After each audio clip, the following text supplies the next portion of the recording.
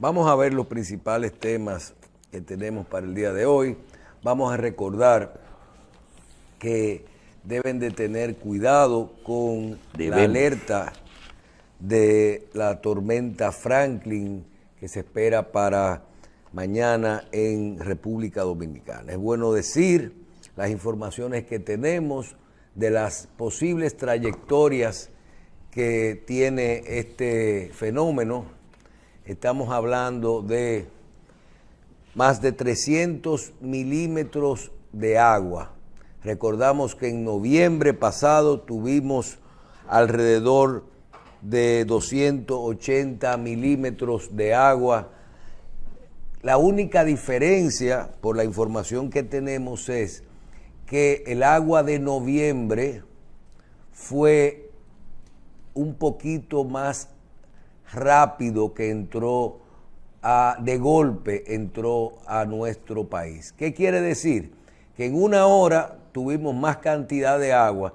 Se proyecta que estos 300 milímetros de agua estarán varias horas por el territorio nacional. De todas formas, hay que aprovechar el día de hoy. Todo el que tuvo problemas en noviembre pasado, sería bueno que hagamos un ejercicio de ver qué le ocurrió en el tránsito,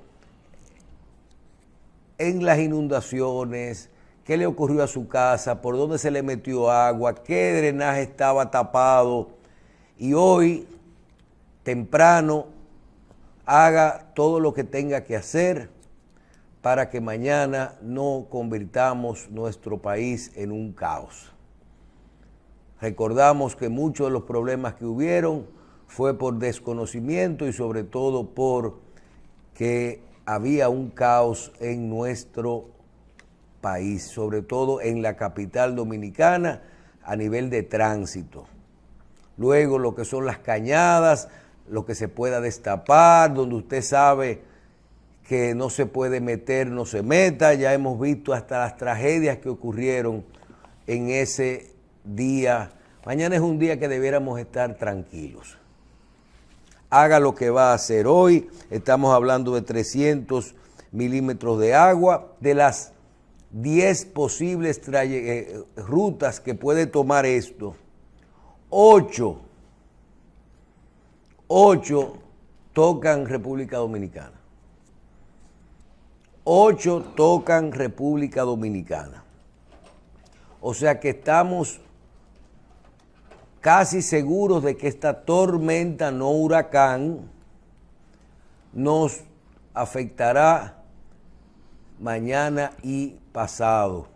Mucha agua a partir de esta tardecita y de ahí en adelante esperemos que todo salga bien. A cuidarnos, que guerra avisada no mata soldados, ¿verdad? Muchos soldados. De cualquier forma, tenemos el día para hacer lo que vayan a hacer. Sus vehículos en lugares seguros. No haga hoy lo que tenga que hacer y no lo deje para mañana, para que mañana no tenga muchas cosas que realizar. Si quitamos el problema del tránsito, de las pérdidas materiales que podamos tener, ¿verdad? Que acostumbramos mucho a que suba su colchoncito en su blog. Antes de que esté llegando el agua, busque el blog y téngalo ahí por lo menos. Que hay muchas cosas que se pueden hacer. Otro tema importante para hoy es que a las 4 de la tarde en el Hotel Embajador,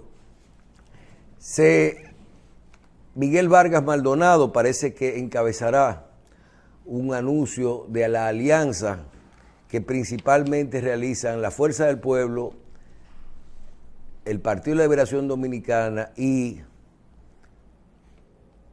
el Partido Revolucionario Dominicano, PLD, Fuerza del Pueblo y PRD. 128 municipios y parece ser que alianza en 25 provincias a nivel senatorial.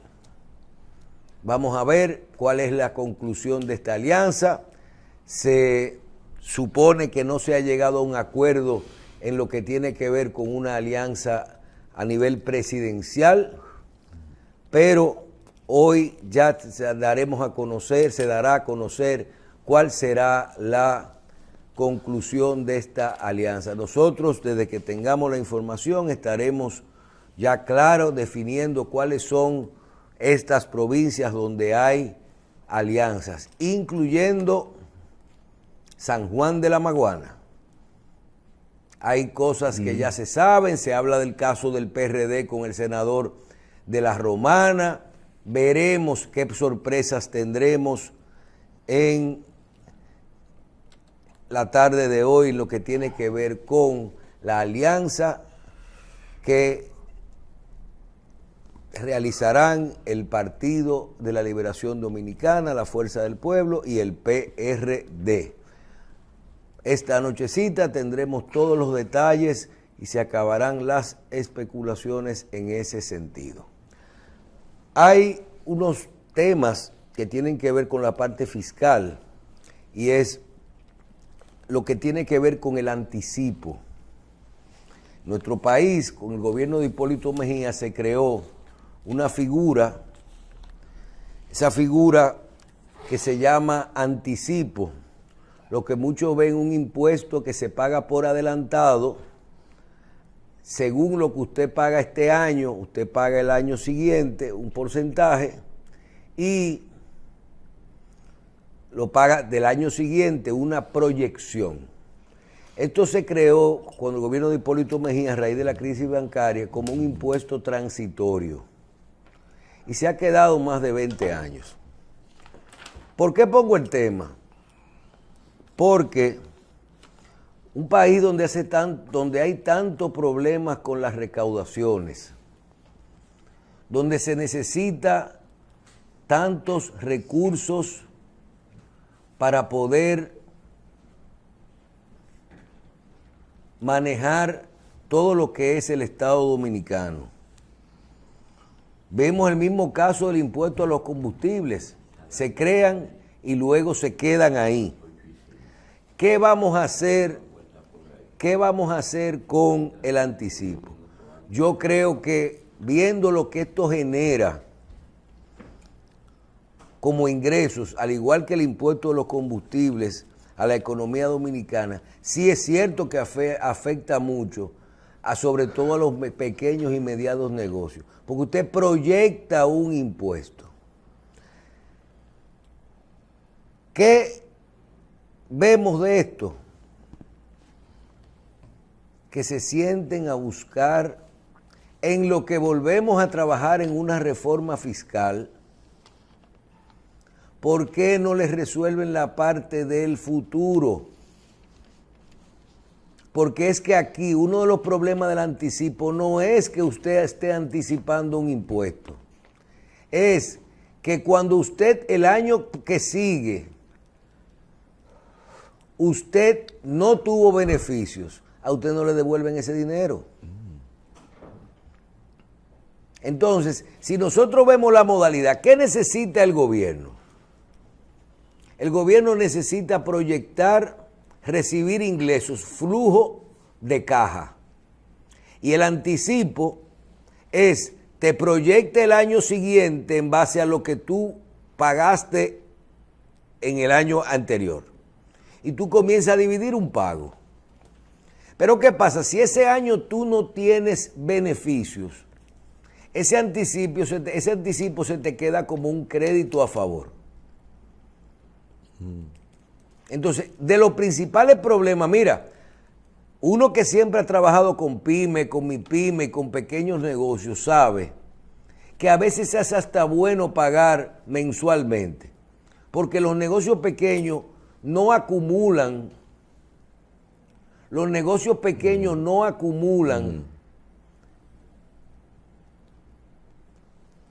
fácil este dinero a largo plazo.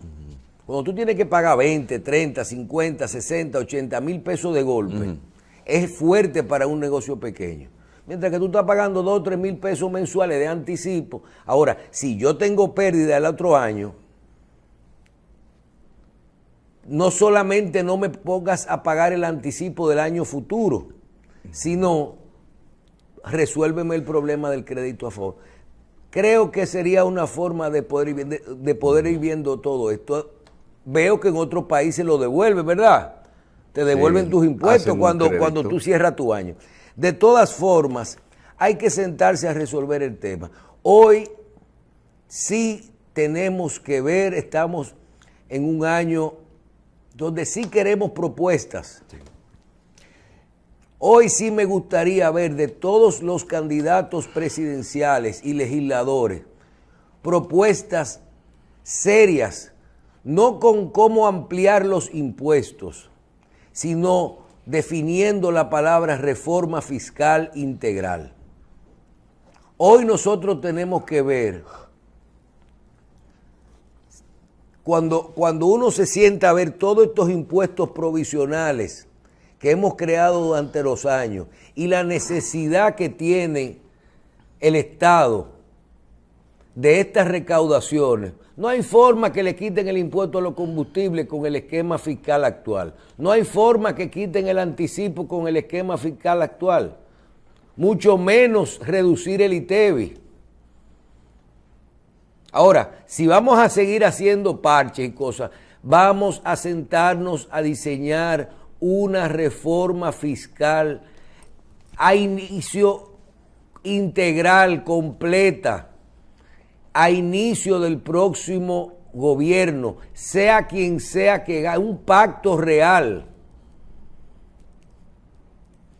Porque si nosotros ya teníamos una necesidad inmensa de una reforma fiscal antes de la pandemia, ya no dábamos más, ya el país estaba en una situación que había que hacer una reforma fiscal y siempre la postergábamos por elecciones. Vino la pandemia y se liberó el techo del endeudamiento y el tema de la reforma fiscal, nadie puede hablar de eso, porque hay una crisis. Ahora que vamos siempre a elecciones, nadie va a hablar de una reforma fiscal. ¿Por qué no hacemos un pacto? Un pacto donde digamos, señores, de cero, ¿de dónde vamos a buscar? ¿De dónde vamos a buscar 1.500.000 millones de pesos y creciendo? ¿De dónde lo vamos a buscar?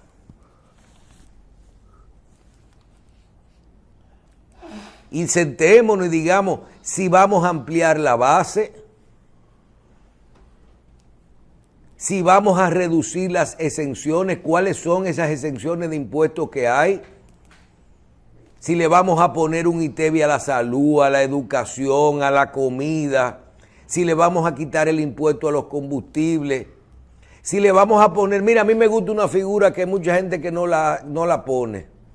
A mí me gusta dejar el ITEVI y 1% de la venta bruta entero para el gobierno, de todo lo que pase por una factura.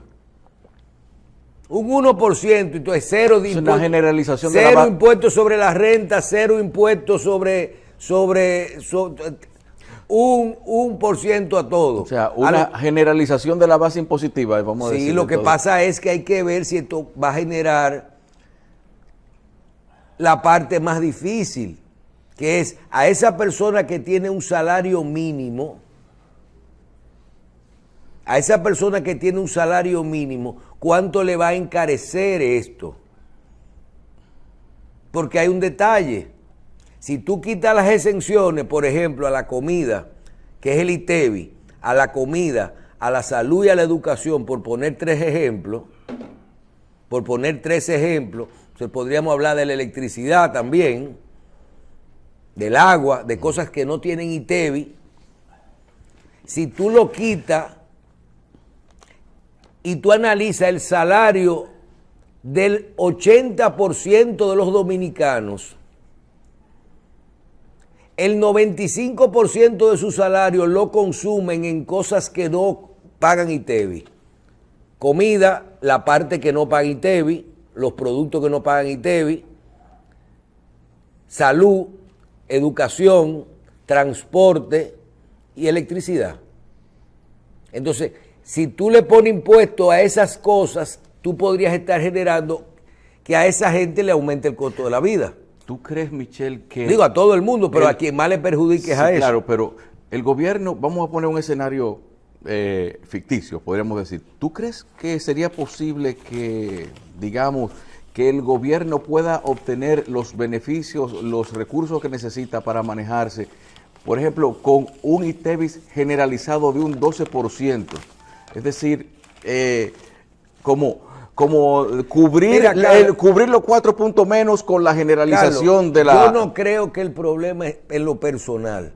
Yo le tengo mucho miedo a generalizar. Yo nunca le pondría ITEVIS a la salud, a la comida y a la educación. Porque ese ITEVIS va directamente, te va a subir ese 18, ese 12, si tú se lo pones a todo, te va a subir directamente en tus costos de tu casa.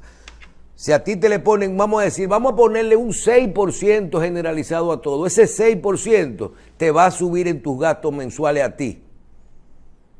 ¿Tú entiendes? Aunque se baje de un 16 a un 6%. Te va a subir porque tú vas a pagar cosas de tu salario que antes no pagaban, que no pagan ITEVIS. O sea, a ti es que te va a perjudicar. El Estado lo va a explotar en impuestos. No se le deben. Ahora, aquí sí tenemos que resolver. Tú ves eso que estábamos viendo el otro día de los bancos que van a retener en los bancos. Ahí es que está el problema. Es en la evasión, es en el mercado informal, es en la cantidad de contribuyentes. Es en la cantidad de contribuyentes. Ahí es que está el problema. Es que si en el país se está generando un universo de operaciones que pagan impuestos de 1,000 pesos, solamente hay 40 y pico, 450 pesos pagando, los otros son o informales o exentos o evasores, lo que sea, como tú lo quieras llamar. Hay un porcentaje muy alto de, por ejemplo, cuando hablan ahí que perjudica a las MIPYMES. Si tú eres dueño de tu propio negocito, aunque tú estés sacando 40 o 50 mil pesos mensuales, tú lo estás sacando informal, tú no estás pagando ni TCS, ni DG, o sea, tú no estás como empleado formal. Pero si también estás cogiendo 35, 40, 45, que ya pagas impuestos sobre la renta, también lo estás cogiendo por fuera. Entonces, la MIPYME, que por cierto, estamos hablando de 60, 80 mil empresas y de 30% de la economía. No estamos hablando de 2 pesos. No estamos hablando de 2 pesos. Este es un país grande en la que usted analiza cada uno de los dominicanos, y tú te vas a analizar y tú puedes ver, coge el comportamiento de una casa. Ah, mira, yo gano 20 mil pesos, yo gano 30 mil pesos, mi mujer gana 20 mil pesos, yo me gano 5 mil pesos aparte, 10 mil pesos aparte. ¿Cuánto estás pagando? Tú estás contribuyendo por todo. Entonces, yo tengo un negocito, yo soy informal. Aquí el tema ese de los impuestos. Tendremos que revisarlo y no necesariamente tenemos que revisarlo 100 años después. Revisemos un modelo que funcione. Mira, yo personalmente digo que el impuesto sobre la renta y los técnicos tienen todas las fórmulas. El impuesto sobre la renta es un impuesto que paga el 25% una persona física y el 27% una empresa. Sea MIPYME, no MIPYME. Yo te voy a decir algo. Si ponen el impuesto sobre la renta en República Dominicana al 10%, como en mucho, fijo, para todo el mundo, yo te aseguro a ti y a todo, yo te aseguro a ti que todo el mundo lo paga. Porque para estarse complicando y evadiendo y haciendo el 10%, ahora tenemos que buscar la vuelta de que, ¿por qué? Porque va a pagar más del doble de la gente, los impuestos se van a duplicar. Igual que la cantidad de impuestos que no tienen sentido. cantidades de impuestos que no tienen sentido. Que cuesta más administrarlo que lo que se recauda. ¿Sí? Hay impuestos, exacto. No, y que no tienen sentido. Las mismas tierras, la gerencia, hay muchas cosas que se pueden analizar de llevarlo a un impuesto pequeño. Miren, en Estados Unidos hay hasta leyes. Tú sabes que los impuestos internos de Estados Unidos venden las cuentas. Si tú debes un impuesto de tu propiedad en Estados Unidos, que no pudiste pagar tu impuesto, o fallece una persona y no pudo pagar su impuesto de sucesoral a sus hijos, los impuestos cogen y le ponen un gravamen a la propiedad, igual que aquí. Lo hipotecan, le ponen un gravamen. Esta propiedad tiene una hipoteca. Y tú sabes lo que hay compañías que compran eso, hay impuestos internos. Y dicen, tenemos como si fuera una cartera de préstamo de banco. Sí, como si fuera una cartera de préstamo de banco. Y usted la compra y si esa persona no paga ese impuesto a usted, que ahora usted es el dueño, usted se queda con la propiedad. Usted compra una deuda, un crédito. Hay miles de fórmulas que se pueden aplicar en el futuro. Ahora, tenemos que trabajar en una reforma porque el gobierno no va a poder continuar con esto. No va a poder continuar con esto a largo plazo. Y siempre van a haber mayores personas pidiendo que quiten cosas, que quiten impuestos.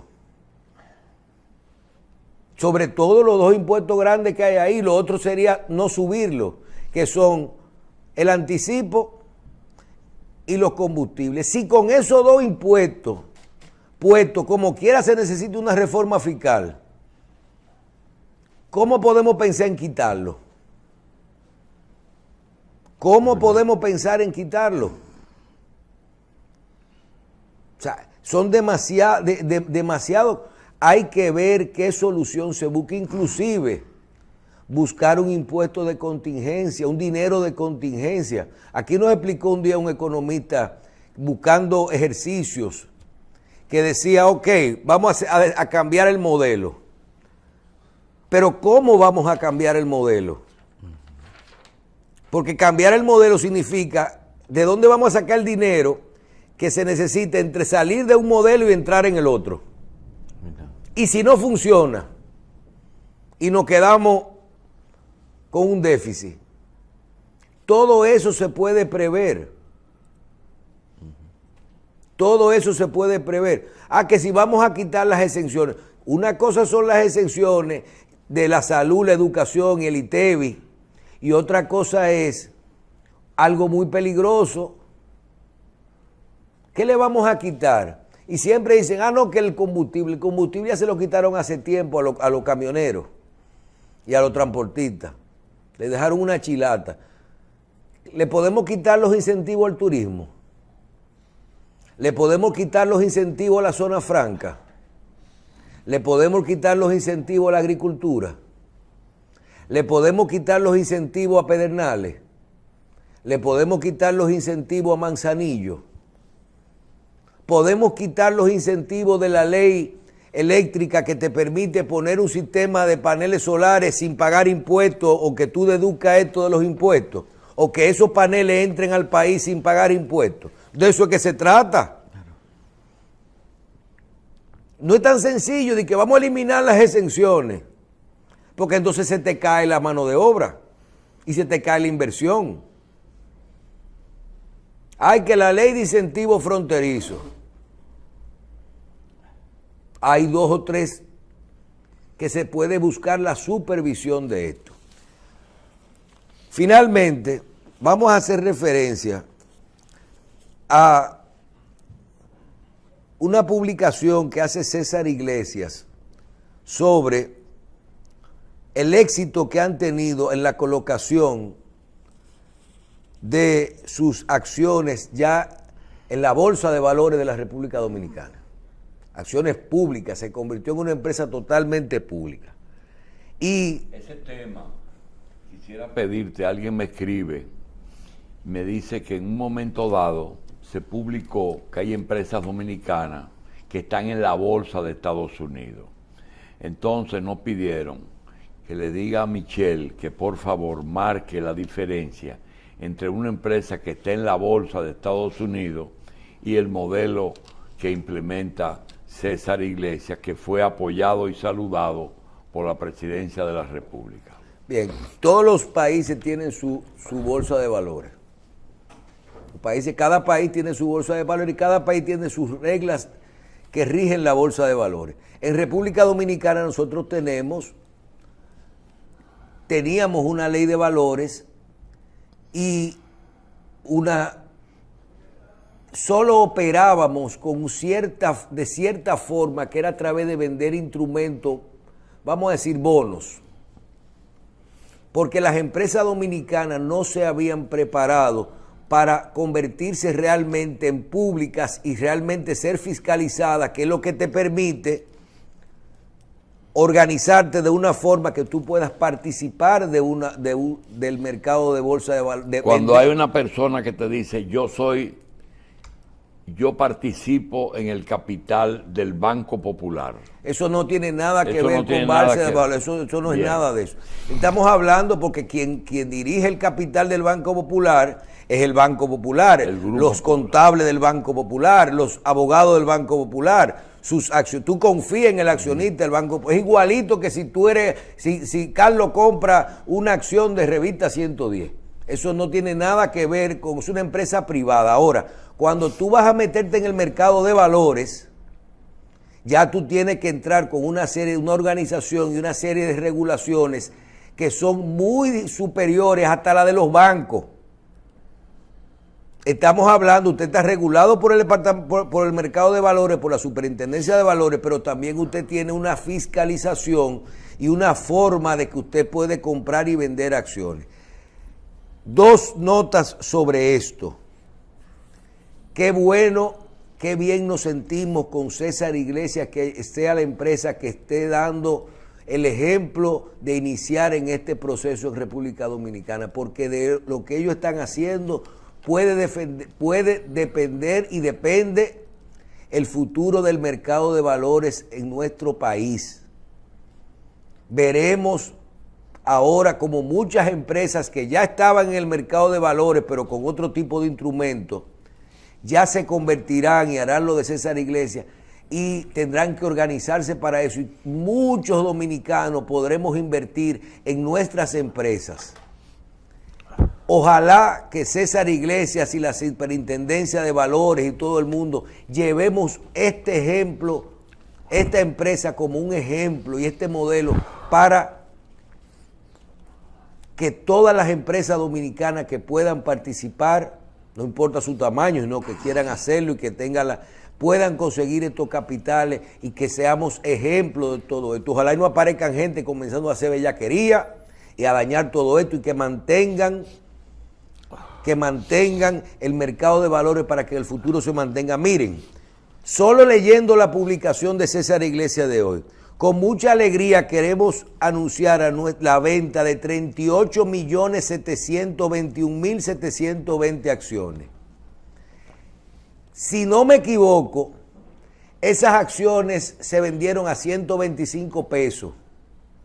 Eso me da casi 5.000 millones de pesos. ¿Verdad? Para que no nos equivoquemos. 5.000. Se vendieron en 2 semanas. Oye bien, le damos la bienvenida y felicitamos a nuestros 3.000 nuevos accionistas directos. Accionistas individuales directos, entraron 3.000. Y eso que ellos tenían un tope para tú comprar. Y al que iba a comprar 1 millón de pesos, nada más le vendieron 200.000 porque se acabaron.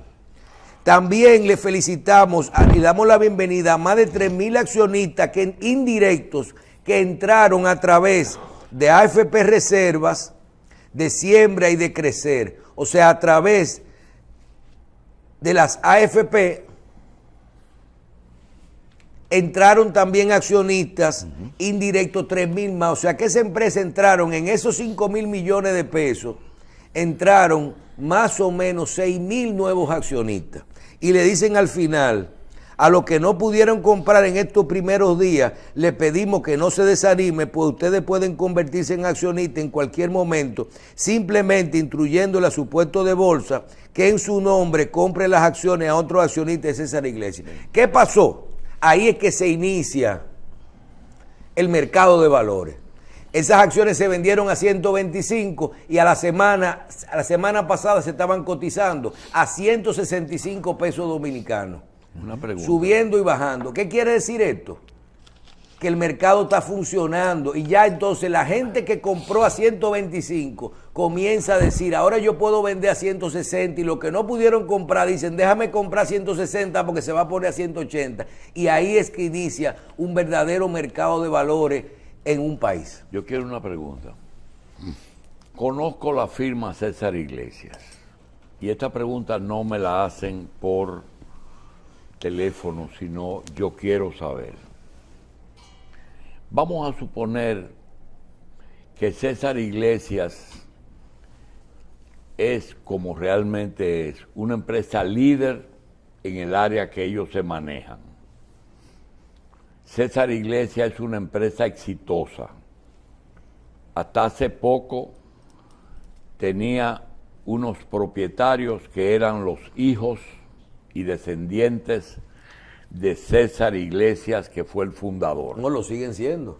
Eso es lo que digo, hasta hace poco tiempo lo fue. A partir de la conversión en una compañía pública, del 100% del patrimonio, vamos a suponer que ellos deciden poner en venta el 30% de su patrimonio, de sus acciones. Acciones que están garantizadas por casi 100 años de éxito y que esas acciones tienen asegurado un beneficio. Mi pregunta, si esa familia tiene asegurado un beneficio por el 100% de sus acciones, ¿por qué pone en venta y regala una parte de su patrimonio a empresas como las AFP, que es el fondo de pensiones, que tiene a su vez regulaciones? Me pregunto, ¿por qué ellos hacen eso? Primero, ellos no regalan nada. Ellos venden una proporción de su empresa. ¿Por qué las venden? Por dinero. ¿Pero por qué venden? Por dinero. Pero si tienen éxito asegurado, ¿por qué ponen eso en manos? Porque ese dinero entra a la empresa como capital, la empresa se duplica o triplica. Ah, ellos quieren capitalizar. Claro, capitalizan. Bueno, no más preguntas, magistrado. No, pero al contrario. Ya. Y además, no solamente las AFP, compra cualquiera.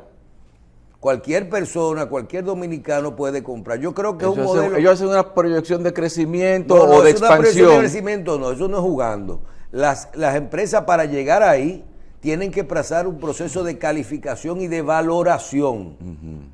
O sea, cuando ellos dicen, esta empresa vale 10,000 millones de pesos, no es que dicen que vale 10,000 millones de pesos. Eso es cuánto tienen activos, cuánto tienen pasivos, cuánto tienen en inmuebles, cuánto vende, cuánto es el flujo de caja. Y eso tiene que estar probado y garantizado y auditado. Eso no es de que déjame poner unos números, un estado financiero, porque si no, se rompe todo. Eso es, te digo, que es una fiscalización superior. No es que ellos le van a poner un valor inflado para que la gente compre las acciones. Eso no es así. ¿Cuánto está valorada esta empresa? Bueno, no sé, pero yo entiendo que debe de ser entre unos 200, 300 millones de dólares. No sé, lo tendremos que ver. No hemos tirado los números de esto, no lo conocemos. Uno está aprendiendo sobre todo esto, pero si aquí dice 38 millones de acciones que se vendieron, y creo que era un 30%, un 40% lo que habían tirado al mercado, y esa es un 30%, ¿verdad? Y esos 38 millones de acciones se vendieron, si tú multiplicas 125 pesos, se vendieron casi en 5,000 millones de pesos, entonces la empresa vale 15,000. Entonces, eso es lo que uno estaría viendo, cuál es la realidad, porque ellos vendieron varias etapas. Yo creo que ahora se vendió la segunda etapa, que fue la de accionista directo. Esto es importante. Lo que queríamos decir es que felicitamos a César Iglesias, felicitamos a todos los que tienen que ver con la parte de valores en nuestro país, pero a los puestos de bolsa, a los que organizaron esto, no sé quién tiene que ver con la organización de este proceso. Ahora, que esto sirva de réplica y de ejemplo con su trabajo y que se mantenga esto en el tiempo, inclusive siendo rentable, siendo conservadores, para que esto se multiplique en más empresas en nuestro país, porque miren, así es que se desarrolla un país. Así es que se desarrolla un país. La transparencia es 100%, el pago de impuestos es 100%, se nombran personas en los puestos que son los que saben manejar las cosas, no son ni que la familia, ni el amiguito, ni qué sé yo qué. Eso es, en muchos casos, la transparencia que esto tiene cuando se hace bien, porque tienen sus riesgos. Se pueden caer los mercados, se puede dañar la producción, las empresas suben y bajan. Pero cuando tú analizas los mercados de valores en los años, por ejemplo, en Estados Unidos, las empresas, 20 años, 30 años, el saldo es positivo. Hay a veces que se desploman las cosas, ¿verdad? Pero hay una razón. Pero ese es el riesgo. Eso no es dinero a plazo fijo. Eso no es dinero, eso es dinero en acciones. La empresa ganó, perdió. Inclusive ahora vamos a aprender. Nosotros vemos que en el mercado de valores americano hay empresas que tú simplemente ganas en base a lo que vale la acción. Si la acción se compró en 125 o se vende a 160, entonces usted ganó. Pero hay otras empresas que te pagan dividendos, porque es mercado de valores, no es un sistema simple como el que estamos acostumbrados. Vamos a aprender y vamos a felicitar a toda la estructura que maneja esto de el mercado de valores en nuestro país.